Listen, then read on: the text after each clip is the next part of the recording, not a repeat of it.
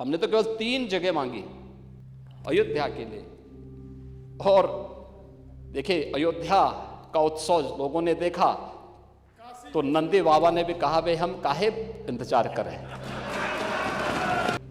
और हमारे कृष्ण कन्हैया कहाँ मानने वाले हैं। अयोध्या कुत्सित मनसा के लिए अभिषिक्त थी, एक सुनियोजित तिरस्कार भी झेलती रही। लोक आस्था और जनभावनाओं के साथ ऐसा खिलवाड़ संभवतः दूसरी जगह देखने को नहीं मिला होगा। अयोध्या के साथ अन्याय हुआ, यही तो हुआ था अयोध्या के साथ, और यही हुआ काशी के साथ, और यही हुआ था मथुरा के साथ भी। हमने यही तो कहा, उस समय 5 गांव मांगे थे।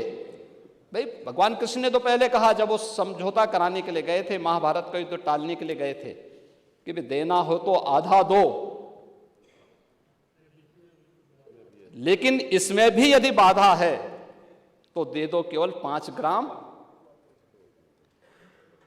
लेकिन वो 5 गांव, लेकिन यहां तो इस समाज सैकड़ों वर्षों से यहां की आस्था केवल 3 के लिए बात कर रही है, 3 के लिए।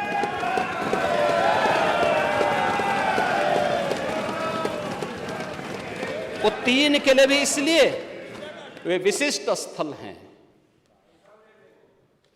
वे सामान्य नहीं है, ईश्वर की अवतरण की धरती है, असामान्य नहीं है। वो असामान्य यानी उसको एक सामान्य स्तर पर नहीं मान सकते, लेकिन एक जिद है, और उस जिद में जब राजनीतिक उसमें तड़का पड़ने लगता है और वोट बैंक बनाने की राजनीति होने लगती है, और उस आस्था के लिए बार बार गुहार लगाता रहा। हमने तो केवल 3 जगह मांगी, अन्य जगहों के बारे में कोई मुद्दा नहीं था, अयोध्या के लिए। और देखिए, अयोध्या का उत्सव लोगों ने देखा तो नंदी बाबा ने भी कहा, भाई हम काहे इंतजार करें।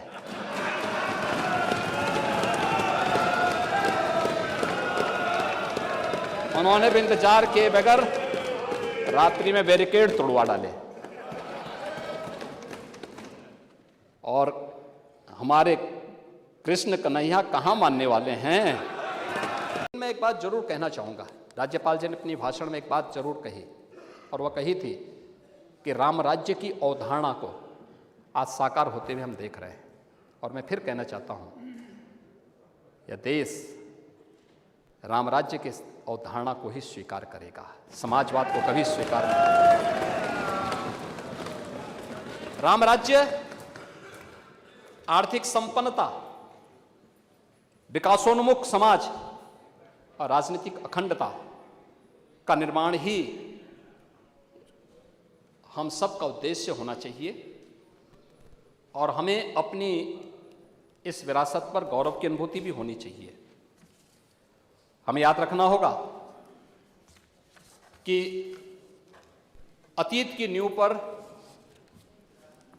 हम एक सुदृढ़ भवन का निर्माण करके आगे बढ़ सकते हैं।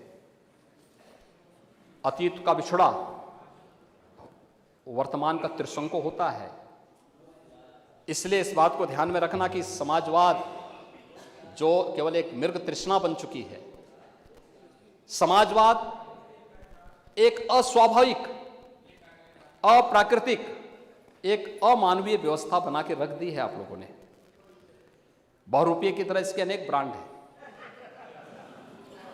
मैं फिर कहना चाहता हूं, प्रजातांत्रिक समाजवाद के रूप में भी आप लोगों ने इसको देखा है, लोकतांत्रिक समाजवाद के रूप में भी आपने इसको बोला है, चच्चों का प्रगतिशील समाजवाद भी सब लोग देख रहे हैं, आर्थिक समाजवाद भी लोगों ने देखा है, और प्रदेश ने पारिवारिक समाजवाद को भी झेला है।